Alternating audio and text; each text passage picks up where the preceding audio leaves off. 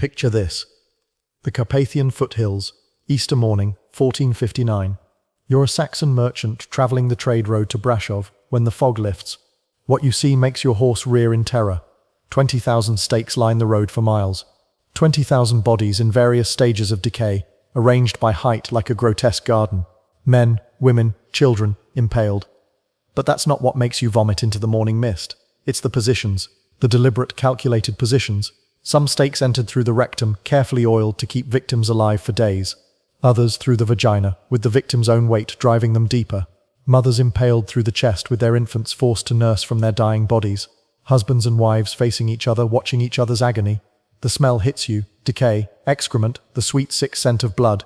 But underneath it, something else. Expensive perfume, incense. Because there, on a carpeted platform between the stakes, sits a table set with golden plates. And at its head, breaking bread and sipping wine while surveying his garden, sits a pale man with green eyes and a black moustache. Vlad the Dracula, the Impaler. And he's having breakfast. He notices you, smiles, gestures for you to join him. Because in Vlad's Wallachia, refusing an invitation from the voivode means joining his garden. As you dismount on trembling legs, you realize this isn't just cruelty. This is something infinitely worse. This is cruelty transformed into art, sadism into statecraft, sexual violence into psychological warfare. Welcome to the Hollow Throne. I'm your host, and today we descend into one of history's darkest psychological profiles, a ruler who weaponized sexual violence and turned torture into theater. This episode contains explicit discussions of sexual torture, impalement, psychological sadism, and systematic dehumanization. We'll be examining historical accounts of forced cannibalism, sexual mutilation, and the weaponization of rape and torture as tools of state terror. This content is extremely disturbing. Viewer discretion is strongly advised. But here's why this matters. Vlad the Impaler wasn't just another medieval tyrant in an age of tyrants. His reign from 1448 to 1476, across 3 separate periods, represents something unique in the annals of human cruelty, the transformation of sexual violence into a science of control, where the human body became a canvas for political messaging. The historical sources, German pamphlets, Russian tales, Turkish chronicles, and Romanian oral traditions, paint a portrait so extreme that for centuries, historians dismissed much of it as propaganda. But here's the disturbing truth. Archaeological evidence keeps confirming the accounts. Mass grave sites with evidence of impalement, treaties mentioning his methods, contemporary letters describing the horrors. What makes Vlad's story essential isn't the gore, it's understanding how sexual sadism became statecraft. This is about how trauma breeds trauma, how victims become perpetrators, and how a culture of violence becomes institutionalized. It's about what happens when psychopathy meets absolute power and decides that human suffering is not just useful but beautiful. Picture this. The Ottoman court at Edirne, 1442. 2 boys stand before Sultan Murad II, Vlad, age 12, and his younger brother, Radu, called the Handsome. They're hostages, surety for their father's loyalty. But the Ottoman court isn't just a prison. It's an education in sophisticated brutality. For 6 years, young Vlad watches and learns. He sees the Ottoman justice system where impalement is a standard punishment for severe crimes. He watches enemies of the state tortured in the palace courtyard. But most traumatically, he watches what happens to his brother Radu. Radu's beauty catches the Sultan's eye, and later his son Mehmed's. While the historical record is deliberately vague, chroniclers hint at what modern historians call institutionalized pederasty. Vlad watches his younger brother become the Sultan's favorite through submission. Where Radu bends, Vlad breaks. Dr. Catherine Ramsland, who studied serial killers and tyrants, notes vital. Vlad's later obsession with penetrative torture impalement suggests a psychological fixation born from powerlessness, transformed into ultimate power. He took what was done to him psychologically and perhaps physically, and literalized it into his signature form of execution, the making of a monster. The Ottomans didn't just traumatize Vlad, they educated him. He learned Turkish, Arabic, and Persian. He studied the Quran alongside Byzantine military tactics. Most importantly, he learned the Ottoman philosophy of terror. Fear prevents more bloodshed than mercy ever could. Consider what shaped the teenage Vlad, witnessing hundreds of impalements in Ottoman justice, sexual abuse and exploitation endemic to hostage life, his brother's success through sexual submission, his father's betrayal, trading his sons for political favor, the murder of his father and older brother while he was hostage.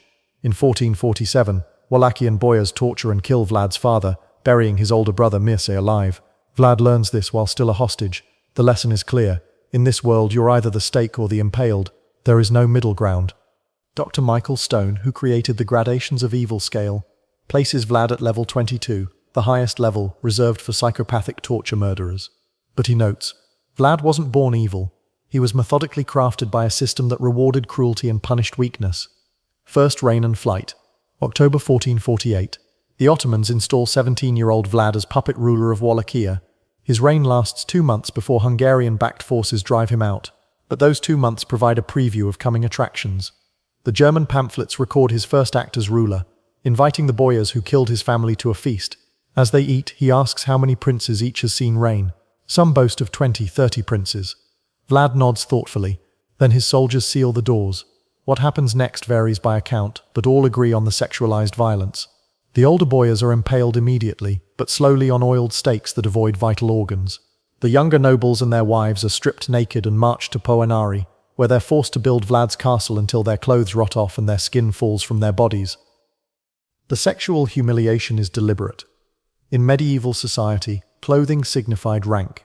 To be publicly naked was to be reduced to animal status. Vlad doesn't just kill his enemies, he unmakes them as human beings first. The Hungarian education. Fleeing to Hungary, Vlad spends 8 years in the court of John Hunyadi. Here he learns Western methods of war and governance, but also Western cruelties. The Hungarian use of breaking wheels, the German preference for burning, the Byzantine art of blinding, Vlad absorbs it all. But he adds his own innovation, the fusion of execution with sexual violation. Where other rulers used torture for information or punishment, Vlad uses it for psychological and psychosexual dominance. A Russian chronicle describes Vlad's studies during this period. He would purchase criminals from the Hungarians to practice his art. He experimented with stake thickness, angle of insertion, methods of prolonging life during impalement. He sought not quick death but extended agony. The sexualized nature of his chosen method isn't coincidental. Dr. Susan Matthews, studying sadistic rulers, notes, impalement is rape made literal and public.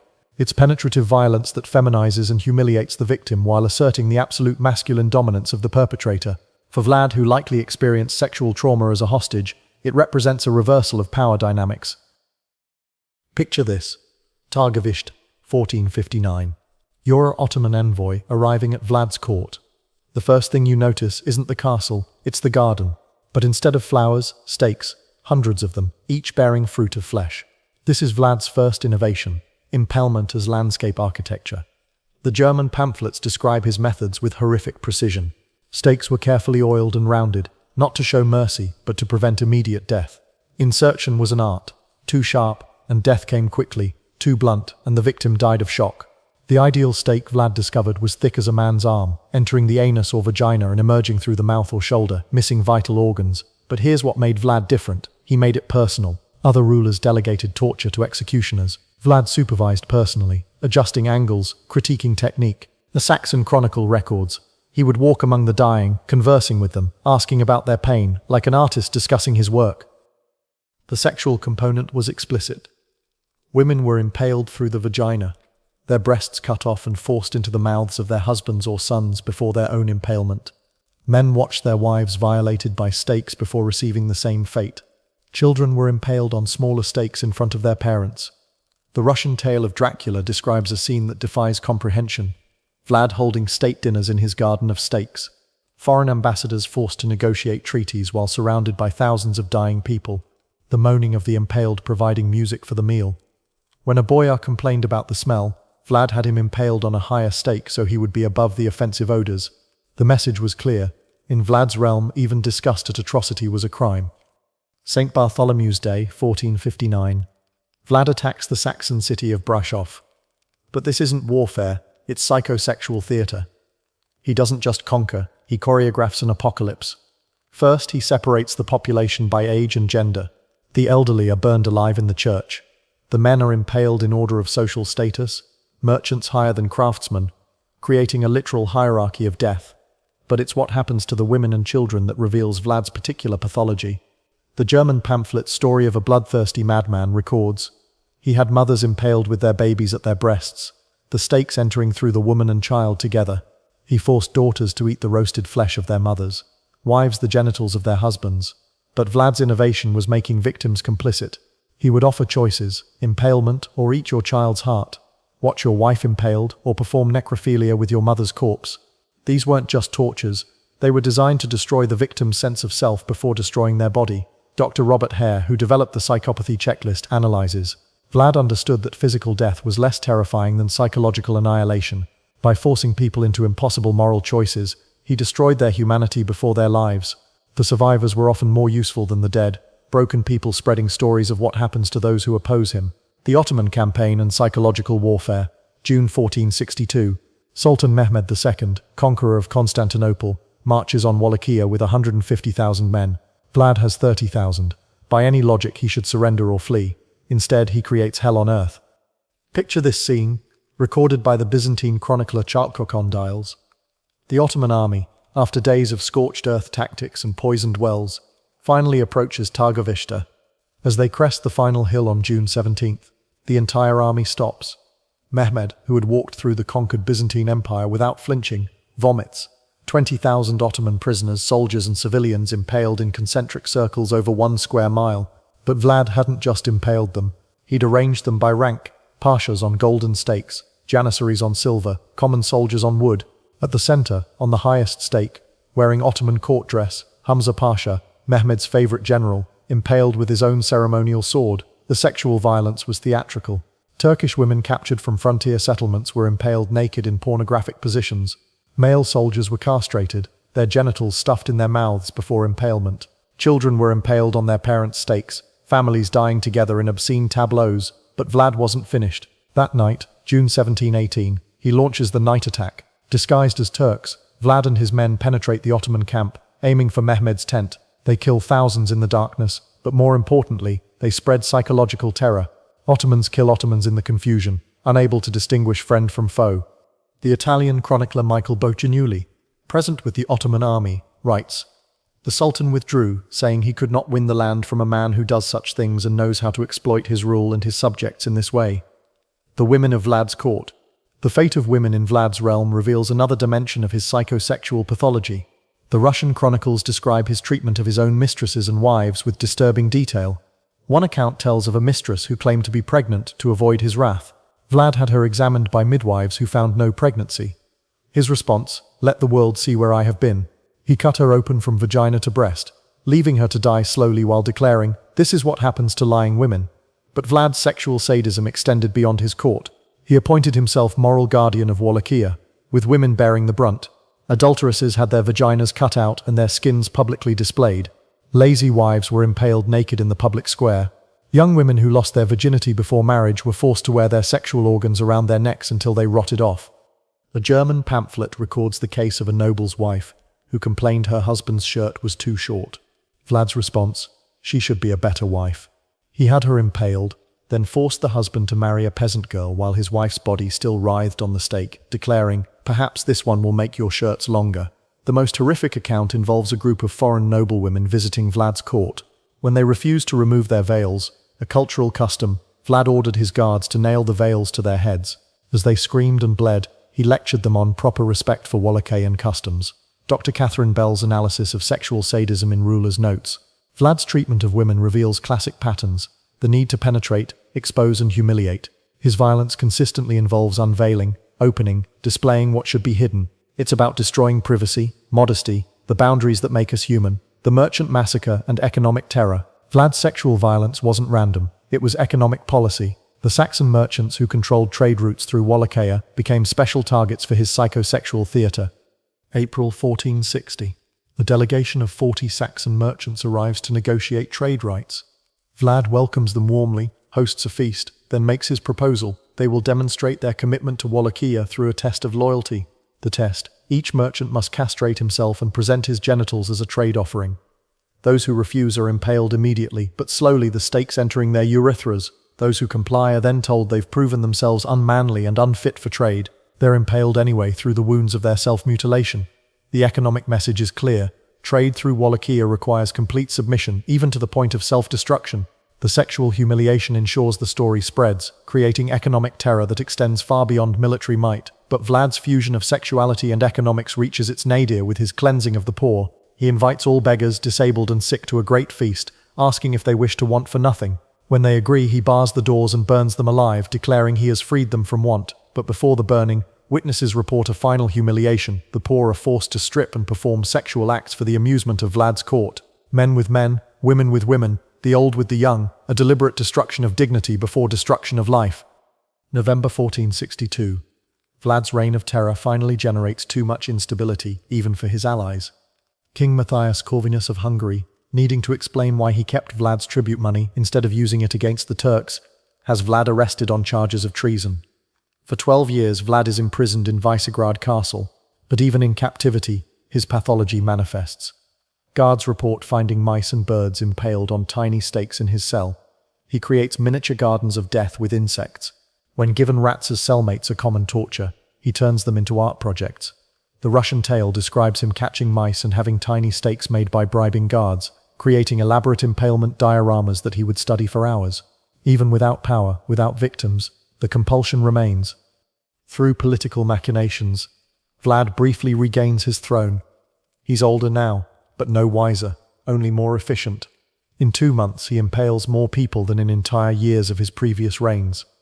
The Ottoman chronicler Tursun Beg records, he had learned patience in prison. Now he took his time, stakes were improved. He had studied anatomy, deaths that once took hours now took days. He had perfected his art, death and dismemberment. December 1476. The exact circumstances remain unclear. Ambushed by Ottomans, betrayed by boyars, killed by his own men who could no longer stomach the atrocities. What we know, Vlad dies in battle near Bucharest. But even in death the sexual violence continues. The Ottomans behead him, preserve his head in honey, and display it on a stake in Constantinople. The impaler finally impaled. His body is allegedly buried at Snagov Monastery. But when the tomb was opened in 1931, it contained only horse bones. Even in death, Vlad remains violated, displaced, unmade. Vlad's death doesn't bring relief.